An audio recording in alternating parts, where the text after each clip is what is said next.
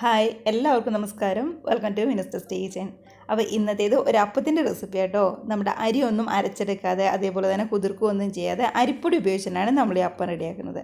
അതുകൊണ്ട് തന്നെ ഒരുപാട് സമയമൊന്നും വേണ്ടി വരില്ല, പെട്ടെന്ന് തന്നെ തയ്യാറാക്കി എടുക്കാവുന്നതേ ഉള്ളൂ.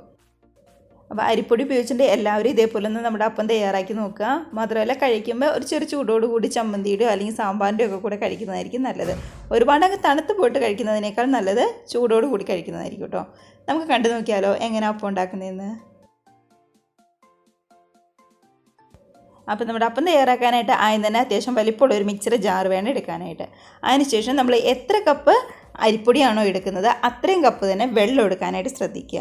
ഇപ്പം ഞാനിവിടെ 1 കപ്പ് അരിപ്പൊടിയാണ് എടുക്കുന്നത്, അതുകൊണ്ട് തന്നെ ആദ്യമേ 1 കപ്പ് വെള്ളം കൂടി നമ്മൾ മിക്സർ ജാറിലേക്ക് ചേർത്ത് കൊടുക്കണം. അപ്പോൾ അരി അരയ്ക്കുമ്പോൾ ഒട്ടും തന്നെ അടിയിലൊന്നും ഇങ്ങനെ പിടിക്കാതെ നന്നായിട്ട് കിട്ടാൻ വേണ്ടിയിട്ടാണ് നമ്മൾ ആദ്യമേ വെള്ളം ചേർത്ത് കൊടുക്കുന്നത്. അപ്പോൾ 250 ml കപ്പിന് 1 കപ്പ് വെള്ളം നമ്മൾ ചേർത്തിട്ടുണ്ട്.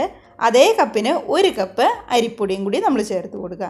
ഇതിപ്പോൾ സാധാരണ വറുത്ത അരിപ്പൊടിയാണ്. നമ്മുടെ കടയിൽ നിന്ന് അപ്പത്തിനും ഇടിയപ്പത്തിനും ഒക്കെ മേടിക്കുന്ന അരിപ്പൊടി ഉണ്ടല്ലോ, അതേ അരിപ്പൊടി തന്നെയാണ് ഞാനിവിടെ എടുത്തിരിക്കുന്നത്.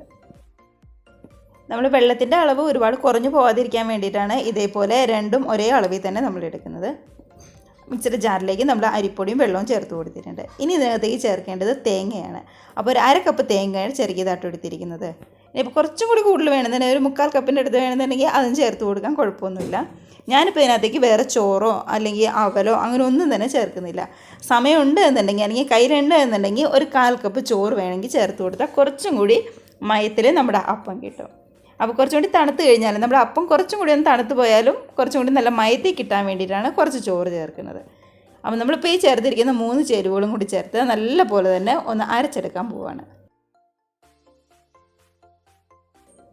അങ്ങനെ നമ്മൾ ചേർത്തിരിക്കുന്ന 3 ചേരുവകളും കൂടി നന്നായിട്ട് തന്നെ അരച്ചെടുത്തുകൊണ്ട് വന്നിട്ടുണ്ട്. അപ്പോൾ 1 കപ്പ് വെള്ളവും 1 കപ്പ് അരിപ്പൊടിയും അതേപോലെ തന്നെ 1/2 കപ്പ് തേങ്ങയും മാത്രമേ നമ്മൾ എടുത്തിട്ടുള്ളൂ. വേണമെന്നുണ്ടെങ്കിൽ ഒരു 1/4 കപ്പ് ചോറും കൂടി ഈ സമയത്തിട്ട് അരയ്ക്കാവുന്നതേ ഉള്ളൂ.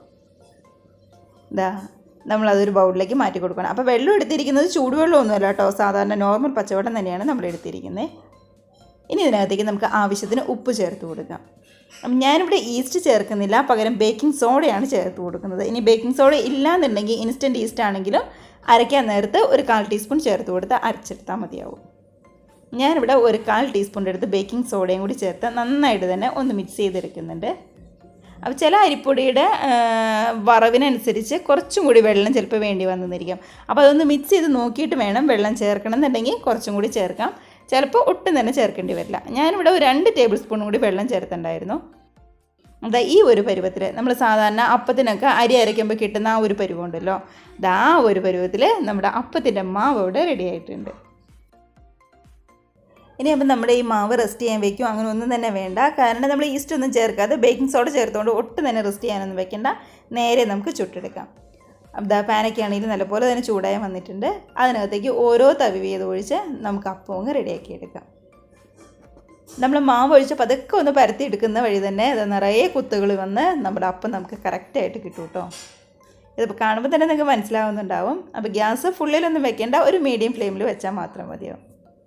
കേട്ടോ, നിറയെ കുത്തുകൾ വന്നിട്ടുണ്ട്, നന്നായിട്ട് പൊങ്ങി വന്നിട്ടുണ്ട്. അപ്പോൾ ഇത് അടച്ച് വെച്ച് ഒന്ന് റെഡിയായി വരാനായിട്ട് നമുക്കൊന്ന് വെയിറ്റ് ചെയ്യാം. അങ്ങനെ നമ്മുടെ അപ്പമൊക്കെ ആണെങ്കിൽ ഇവിടെ നല്ല പോലെ തന്നെ റെഡിയായി വന്നിട്ടുണ്ട്. കണ്ടോ, നിറയെ കുത്തുകളൊക്കെ വന്ന് അടിപൊളിയായിട്ട് തന്നെ വന്നിട്ടുണ്ട്.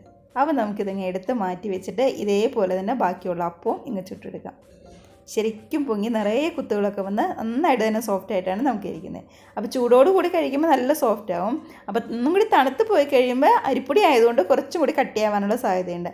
അപ്പോൾ അങ്ങനെ കട്ടിയാവാതിരിക്കാൻ വേണ്ടിയിട്ട് ഒരു 1/4 കപ്പ് ചോറും കൂടിയോ അല്ലാന്നുണ്ടെങ്കിൽ കുതിർത്ത അവലും കൂടി ചേർത്ത് ഒന്ന് അരച്ചെടുത്താൽ മാത്രം മതിയാവും. ചൂടോട് കൂടി കഴിക്കാനാണെങ്കിൽ ഇത് ഏറ്റവും നല്ലതാണ്. അപ്പോൾ ഇതേപോലെ ബാക്കിയുള്ള അപ്പവും നമുക്ക് പെട്ടെന്ന് ചുട്ടെടുക്കാം. എല്ലാവരും ഇതേപോലെ ഒന്ന് ട്രൈ ചെയ്ത് നോക്കി കമൻസൊക്കെ ആണെങ്കിലും മറക്കാതെ അറിയിക്കുക. അതേപോലെ തന്നെ ആദ്യമായിട്ട് നമ്മുടെ വീഡിയോ കാണുന്നവരുണ്ടെങ്കിൽ റെസിപ്പിക്ക് ഇഷ്ടമായിട്ടുണ്ടെങ്കിൽ പ്ലീസ് ഒന്ന് ലൈക്ക് അടിച്ച് മറ്റുള്ളവരിലേക്ക് ഷെയറും കൂടി ചെയ്യാനായിട്ട് മറക്കരുതേ. അതേപോലെ തന്നെ നമ്മുടെ ചാനൽ സബ്സ്ക്രൈബ് ചെയ്യാനും കൂടി മറക്കരുത് കേട്ടോ. അപ്പം നമുക്ക് ഇതേപോലുള്ള പുതിയ വീഡിയോസൊക്കെ ആയിട്ട് വീണ്ടും കാണാം. അതുവരെ എല്ലാവരും നല്ല ഹാപ്പി ആയിട്ട് ഹെൽത്തി ആയിട്ട് സേഫായിട്ടിരിക്കുക. ബൈ.